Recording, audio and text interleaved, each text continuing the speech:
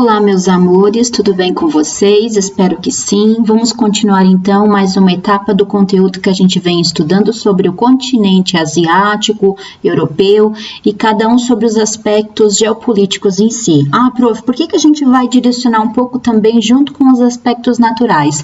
Porque aqui na Ásia a gente vai ver que as características físicas vão estar direcionadas também para o tipo de população. Por exemplo, numa parte em que nós vamos ter montanhas, vai ter menos gente morando. Em outras áreas que são ilhas pequenas, vai ter uma densidade demográfica muito grande. Então, esse conteúdo vai trabalhar lado a lado, aspecto físico com o humano. Então, vamos lá. Primeira parte, então, vamos ver um pouquinho sobre o Japão, que é considerado uma potência econômica. Com mais de 377 mil quilômetros quadrados, é formada por um arquipélago com mais de 3 mil ilhas. Porém, 95% desse território, de todas essas ilhas que nós temos ali, é ocupado por 4 principais ilhas. Nós temos aqui, em azulzinho, o nome dessas principais ilhas, para vocês verem aqui, tá?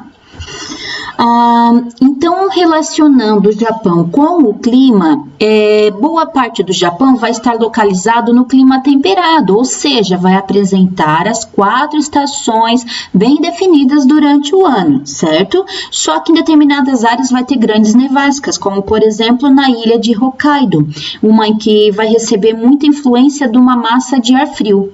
Também, por exemplo, numa outra ilha, na ilha de Honshu, o clima é temperado oceânico. Lá vai ter muita chuva, altos índices pluviométricos. E mais ao sul, o clima vai ser subtropical e lá eles vão ter verões que atingem, por exemplo, uma média de 30 graus, tá? Não vai ser tão quente às vezes comparado com o nosso. Olha aqui, o inverno deles, uma fotinho do inverno e aqui que seria uma fotinho no verão. Olha só uma imagem que bacana, Japão, né, gente? Aqui seria uma praia coberta em que eles podem ir em qualquer época do ano. Pode estar caindo neve lá fora, que aqui dentro vai estar com uma temperatura ideal para eles aproveitarem o momento deles curtindo com a família. Bacana, né? Sobre a vegetação, que também influencia na população, olha que legal. As florestas que compõem lá, nós vamos ter a temperada, vai chegar mais ou menos a 57% das florestas que tem lá vão ser a floresta temperada. Também vão encontrar lá a taiga ou a conífera, que a gente já estudou sobre isso, e que é muito utilizada para a indústria naval, eles tiram a madeira para a construção naval. A dinâmica das estações também está inserida no aspecto cultural do país, onde eles festejam a chegada da primavera. Olha só que lindo isso aqui. Vocês já devem ter reparado em alguns filmes, ou para quem já foi lá, né? Quando tem florescimento das cerejeiras, eles fazem a comemoração, eles festejam, né? A entrada da primavera, que fica lindo, cheio de flores assim na estrada, muito bacana. Nunca fui no Japão, mas já vi várias imagens de lá e fiquei sempre muito encantada. Sobre o relevo, que também vai influenciar, formado principalmente por rochas vulcânicas recentes, ou seja, nós vamos ter uma área com bastante vulcão, que ocupa 76% do território. Olha só, é bastante, né? Então, os 24% que restam são formados por planícies litorânicas. Então, é onde nós vamos ter a elevada densidade demográfica, ou seja, o povo vai fugir um pouco desse território aqui, onde nós vamos ter as rochas vulcânicas recentes, ou seja, vulcões, e vão estar morando nesse 24% restante que sobra. Então, o Japão já é pequeno e ainda assim mora em 24%. A maioria da população. Nossa, então é extremamente povoado, tá? Aqui eu tenho uma imagem do Monte Fuji, que tem mais de 3 mil metros de altura, fica localizado na ilha de Honshu e é o ponto mais alto do país, do Japão. Aqui, olha só, o que está em verdinho, que vocês conseguem observar aqui no mapa, é onde vai ser mais povoado. E aonde está em marronzinho, vão ser as montanhas formadas por rochas vulcânicas recentes. Sobre a hidrografia, então, nós temos um detalhe: acompanhado com o relevo, os rios do Japão vão ser de pequena extensão, são pequenos, não tem muito espaço também, mas eles vão ter muitos lagos por conta dos vulcões, que daí sobra na cratera espaço para a formação desses lagos. Então, é ali que eles vão aproveitar essa água, esse reservatório de água para a agricultura e para a produção de energia. Aqui eu tenho imagens mostrando para vocês uma usina hidrelétrica na esquerda e na direita a irrigação para a agricultura. Eles não têm muito espaço, né? Então eles têm que aproveitar tudo que eles podem. Sobre a população, então, vocês já entenderam um pouquinho a respeito da hidrografia, clima e relevo do Japão. Para continuar o conteúdo aqui, devido ao relevo acidentado do país, observou-se um superpovoamento nas regiões de planície, tá? Dando um destaque para Tóquio, com uma densidade demográfica de 335 habitantes por quilômetro quadrado, extremamente povoado. Com aproximadamente 127 milhões de habitantes, apresenta-se de uma forma homogênea com baixo número de imigrantes. A população tem uma característica homogênea, tá? Diferente aqui do Brasil, que vai ser miscigenado, ou seja, a gente vai ter uma diversidade de população. Nós vamos encontrar negros, brancos, índios, os amarelos, que a gente também chama, tá? Já no Japão, não. O Japão, a gente vai ter uma característica homogênea com baixo número de imigrantes. Por que baixo número de imigrantes, prof? Porque como a mão de obra deles, que eu vou estar explicando mais pra frente, é qualificada, eles não precisam muito de mão de obra de outros países, tá? Esse é o primeiro detalhe. Segundo, o que eles precisariam de mão de obra barata, as empresas já migraram para outros lugares, como eu vou estar explicando depois. Então, eles não têm muita necessidade. São poucos os imigrantes que vão para lá à procura de emprego e é bem selecionado. A expectativa de vida é muito alta, tá? Para a sua população, é muito bacana isso. Em média, eles vivem 81 anos. Para vocês terem uma ideia, o Brasil está abaixo disso, 72, 73 anos. Seria a maior do mundo na expectativa de vida. E olha só a alfabetização deles, a taxa chega a mais de 99%, 99, alguma coisa, para vocês terem uma ideia. Excelente, né? Aqui eu tenho uma imagem mostrando a evolução da pirâmide etária japonesa. Olha só. Observem aqui comigo na década de 50 como é que era a pirâmide etária do Japão. Olha o modelo. País subdesenvolvido. Pior do que o que seria do Brasil. Olha só a projeção para 2050 da pirâmide etária deles. Estão vendo que ela está invertendo aqui, ó? Porque a qualidade de vida, tá? A gente consegue observar bem, eles não tinham essa qualidade de vida na década de 50, olha só, ia decaindo, afinando cada vez mais. Em 2004, olha como ela alargou. Para 2050, olha quanto mais idosos a gente vai ter, dando prioridade para as mulheres, mais mulheres do que homens, por uma questão que as mulheres, elas se cuidam mais na área da saúde, elas procuram mais médicos quando precisam e tudo mais. São históricos que a gente já comentou algumas vezes sobre isso também, tá? Olha só o percentual de crianças, como veio diminuindo. Olha de adulto, olha aqui, ó, ele aumentou e depois vem caindo bastante, e de idoso tem aumentado cada vez mais. Sobre a economia do Japão, superando as barreiras físicas impostas pela natureza e pelos processos históricos, o Japão chegou a alcançar a segunda maior economia, perdendo seu lugar para a China em 2010. Seu desenvolvimento passou por dois momentos fundamentais, que a gente chama da Era Meiji e depois da Segunda Guerra Mundial. Vamos lá então. Quando eu falo na Era Meiji, eu estou falando de 1868 até 1912, em que nesse período observou-se que deveria ter investimentos na área da educação para qualificar a mão de obra, porque como eles viviam em ilhas, cada um cada ilha seria mais ou menos independente e viviam praticamente só da agricultura. Então, era uma população economicamente atrasada nesse sentido. Não estudava, não precisava, vivia da agricultura. Até que eles começaram a investir na educação, melhoraram a mão de obra, tá? Segredo, tá aqui a chave para um país e bem, gente, ó, investimento na educação para qualificar a mão de obra. Por isso, tornou-se uma economia mais acessível também à economia ocidental. Aceitou a ideia do Ocidente. Aqui onde a gente mora é o Ocidente, certo? Da linha do meridiano para a esquerda. Outro fator que contribuiu também, shintoísmo, a religião principal para eles, ela impõe a disciplina. Tá? Então, isso acaba se tornando uma marca cultural japonesa. A gente já viu vários documentários, a gente já comentou bastante também sobre como eles são disciplinados à organização. Quando eles vão estudar, eles se dedicam ao máximo. Aqui os ocidentais, principalmente nós latinos, a gente tem assim tudo um agito. Eles não, eles se concentram, são super disciplinados. E também teve investimento em outros fatores, como na rede portuária, em redes de transporte dentro das próprias ilhas, naquelas 4 principais pelo menos, e a implantação de indústrias de bens de produção. Ou seja, quando eu estou falando em bens de produção, eu estou incentivando a minha população a comprar.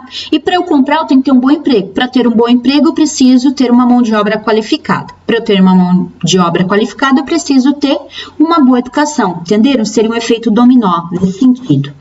E quando eu falo do pós-Segunda Guerra Mundial, a gente sabe que ocorreu um milagre japonês. Porque quando teve, depois da Segunda Guerra Mundial, o Japão foi destruído, né?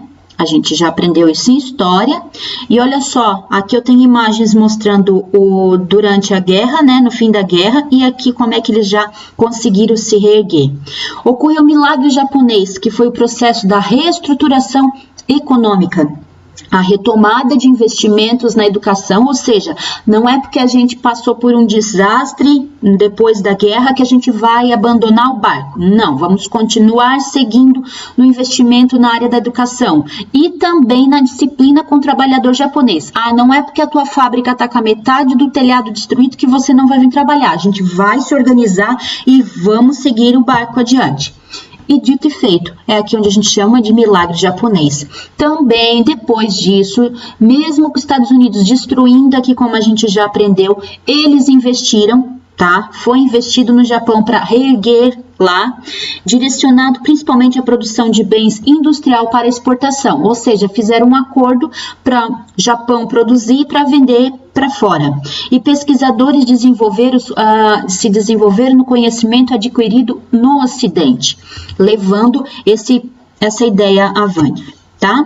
Aqui eu tenho um monumento mostrando para vocês como é que foi depois da bomba de Hiroshima, né? Quando o avião sobrevoou lá. E aqui um monumento agora em que muitas pessoas vão lá para visitar. Uma história muito triste, né? A indústria no Japão se desenvolveu principalmente na área naval, siderúrgica, automobilística e na produção de eletrônicos. A maior parte da matéria-prima ela é importada. Por quê? Pois eles têm poucos recursos, é inferior a 10% do que tudo que eles necessitam, por pouco espaço, né? E também pelo percentual de que muita gente precisa por ter várias indústrias. O elevado aperfeiçoamento da tecnologia de ponta foi o que transformou o país na atual potência industrial, exportando seus produtos para todo o planeta. Imagina, né, com o aperfeiçoamento da tecnologia, e foi para o mundo todo. Hoje, quando se fala em tecnologia, o que a gente fala? Japão. Aqui nós vamos ter os zaibatsus. O que seriam isso? São empresas já de lá do Japão, fortes, que tinham grandes capitais, que se uniram após a Segunda Guerra Mundial, tá? E assim ajudaram a reerguer a economia do país. Aqui eu tenho algumas marcas que eu chamo de zaibatsus, que foram as marcas que se uniram para fortalecer a economia japonesa após a Segunda Guerra Mundial. A gente conhece algumas, outras é mais específico só para eles, né? Outro detalhe que chama muita atenção é que as ilhas elas são interligadas. Olha que bacana.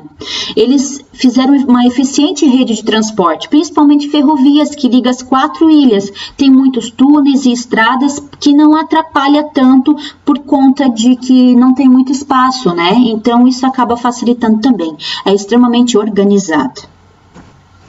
Outro detalhe na economia deles está relacionado à agricultura.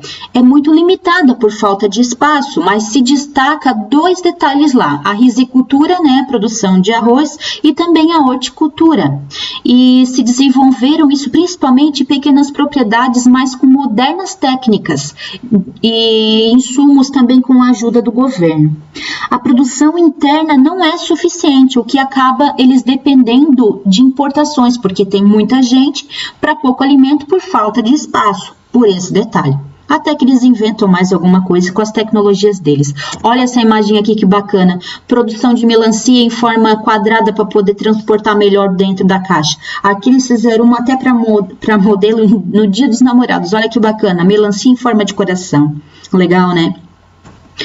Agora vamos um pouquinho sobre a China. Tem muita gente que fica confundindo Japão e China, mas é extremamente diferente aqui em alguns detalhes. Olha só, a história da China se desenvolveu muito aqui depois de 49, porque até então também eles viviam muito da agricultura. A mão de obra praticamente toda no campo. Ah, então quer dizer que quando tem agricultura é pobre? Não, não é isso. É quando tem muita mão de obra na agricultura que o país é pobre, porque não tem tecnologia investida ali. Agora, por exemplo, os Estados Unidos tem um grande percentual na agricultura, mas pouca mão de obra, porque tem bastante tecnologia, entenderam? Então, a China, em 49, ela vai adotar o sistema comunista, surgindo, então, o que a gente chama de República Popular da China. E quem teve essa ideia sobre a liderança foi Mao Tse-tung, enquanto que teve um grupo contrário, que é liderado por este carinha aqui, o Chiang Kai-shek, não sei falar direito o nome dele. Eles não aceitavam a doutrina comunista aqui do Mao Tse, e eles fugiram, se refugiaram na ilha Formosa, que hoje a gente chama de Taiwan, tá? E lá em Taiwan estabeleceu-se a República da China Nacionalista. Porém, a China apenas reconhece ela como uma província rebelde. Foram feitas algumas propostas, mas sem sucesso, de integração do capitalismo nessas 2 Chinas, porém intensificou-se uma resistência e a tensão geopolítica entre as 2. Até hoje a gente vai ver conflitos falando sobre isso, tá? No início do século XX, a China era uma das nações mais pobres do mundo. A sua população se concentrava perto do Rio Azul e do Rio Amarelo. E eles utilizavam o solo que fica em volta do rio para a agricultura, tendo 90% da população morando ali trabalhando na agricultura, para vocês entenderem. Com o aumento da produção agrícola, aumentou também o contingente populacional e, posteriormente, uma organização do Estado. E na década de 50, o governo viu que tinha que investir na indústria pesada. Indústria pesada são fábricas para a indústria de máquinas, por exemplo, né? E em 1960, a China vai romper com a União Soviética e daí ela vai se desencadear com a Revolução Cultural, que durou até 76, criando o tal do livrinho vermelho que eles chamam, com os pensamentos do Mao Tse. Ele colocou esses pensamentos ali, entregou para a população e diz: a partir de agora vocês vão ter que seguir à risca o que está escrito aqui nesse livrinho, tá? Quando ele morreu em 76, assume então Deng Xiaoping, assumiu o poder e determinou uma nova revolução, marcando uma abertura econômica na China na década de 70, final, na verdade, 1978. Apesar da continuação do sistema socialista, o capital estrangeiro entra agora no que a gente chama de zona econômica especial, que vai ser um encontro com países para poder melhorar a economia, implementando o sistema direcionado para exportação. Além dos incentivos do governo, a mão de obra, que lá tem demais, e a disciplina da população tornou-se o principal atrativo de empresas estrangeiras. Foi excelente para colocar lá. Porém, essas reformas ampliaram as desigualdades sociais entre o campo e a cidade, porque daí o campo, a população pobre, com pouco estudo, e na cidade as pessoas se desenvolvendo mais rápido. Então, Não é bom quando a gente falar numa grande desigualdade social. Tá?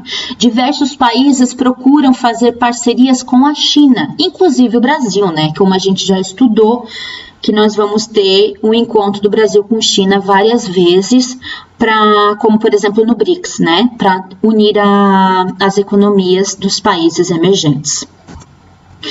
Devemos lembrar que o modo capitalista, aberto ao mercado, organiza a economia chinesa, tá? Porque a gente vai ver produtos da China no mundo todo e muito fácil. Você não precisa ir na China para comprar um produto chinês, basta ir aqui numa lojinha qualquer na esquina, você vai encontrar. Enquanto isso, a política é controlada pelo governo totalitário próprio do regime comunista, reprimindo muitas vezes as manifestações e greves, fator atrativo para grandes grupos comerciais, porque daí a população fica dependente do governo, o salário deles não aumenta e daí as empresas vão para lá porque sabem que lá a mão de obra é bem mais barata. Tá? E aqui a gente tem uma frase que chama muita atenção de como seria a China na parte econômica. A China possui um sistema econômico chamado de socialismo de mercado, diferente daquele socialismo que a gente já estudou da União Soviética. A China é o maior produtor de minério de ferro, com mais de 220 milhões de toneladas ao ano, e está entre as grandes produções de bauxita, que daí eles vão retirar o alumínio. E com o desenvolvimento acelerado da economia chinesa e a dependência do petróleo importado e a falta de mão de obra qualificada, são esses os grandes desafios de lá. E aqui nós temos imagens da grande usina hidrelétrica do planeta, certo? Que é conhecida como Três Gargantas, no Rio Azul. Ela foi concluída em 2006 e o governo chinês ainda pretende produzir mais energia elétrica porque a demanda industrial deles é enorme. Agora, então, para a gente falar um pouquinho, rapidinho, sobre a Índia. A Índia é uma antiga colônia britânica, integra o conjunto de novos países industrializados, lembrem, BRICS, UI, e uma das potências nucleares dos países do sul da Ásia. Porém, a agricultura ainda consiste o setor de maior importância na economia nacional, onde a gente vai encontrar ainda muita mão de obra lá na agricultura. Encontramos também na Índia um elevado número de população absoluta, a segunda no mundo, uma diversidade de línguas e dialetos em todo o território. Uma pessoa pode falar 11 línguas dentro do próprio país, considerando língua e dialeto. Sem falar em seu sistema de castas, que a gente vai estar vendo um pouquinho mais na frente quando estudar sobre as religiões asiáticas, que também está na apostila. O hinduísmo vai ser a principal religião e é praticada por 80% da população, um elemento muito forte na cultura nacional. A Índia pertence ao grupo dos países subdesenvolvidos industrializados, substituindo a exportação pela produção voltada ao mercado interno. Também uma grande população, né? Com a construção de hidrelétricas, redes de transporte, indústrias de base, a Índia incentiva a instalação de multinacionais lá. Se está incentivando é porque a mão de obra ainda é barata. A industrialização indiana foi impulsionada no período lá da Guerra Fria junto com a União Soviética. Na agricultura vai se destacar na produção de algodão, arroz, trigo, tubérculos, chá, tá? Onde mais da metade da população vive. Então, isso quer dizer que ainda não é tecnológico a agricultura na Índia. Durante os anos 90, até que houve um crescimento econômico, mudando o padrão de consumo por parte da população, e ainda assim a gente consegue daí ver esses problemas de desigualdade social com mais facilidade. Na década de 70, nós vamos entrar agora na parte final do que os países em destaque que eu quero falar, um destaque para 4 países na Ásia: Singapura, Hong Kong, Coreia do Sul e Taiwan. Hoje, esses 4 a gente chama de tigres asiáticos. Eles tiveram um acelerado processo de industrialização e de exportação. Em razão da agressividade administrativa, eles falaram, não, a gente tem que conseguir melhorar na nossa economia. E eles ficaram conhecidos mundialmente como o tigre, né, que ele é agressivo, e da Ásia, tigre asiático. O modelo industrial desses países é caracterizado como a gente chama de IOE, que é a industrialização orientada para a exportação, pensando sempre para fora. Ou seja, as indústrias transnacionais que se estabeleceram nesses países e as empresas locais implantaram um parque industrial destinado principalmente para o mercado exterior. Eles utilizaram estratégia arrojada de atração de capital estrangeiro, apoiada na mão de obra barata e disciplinada novamente, como a gente viu, na isenção de impostos e nos baixos custos de instalação das empresas. Ou seja, foi tudo favorecido para as indústrias irem para lá. Hoje, com a junção de empresas multinacionais e locais, houve transferência tecnológica e autonomia industrial destes países. Com isso, melhorou o IDH deles, porque foi investido, certo? Então, como o IDH deles é alto, indica que eles podem ser classificados como países desenvolvidos, pois atendem à necessidade na área da educação, saúde e renda das suas populações. Tudo investido por conta dessas indústrias baseadas na exportação. Olha aqui as notinhas deles aqui do IDH, ó. Tudo acima de 0,9. E aqui eu tenho a imagem dos tigres asiáticos. Na próxima aula a gente continua, então, a respeito mais um pouquinho sobre a Ásia. Gente, um beijão e até lá. Tchau!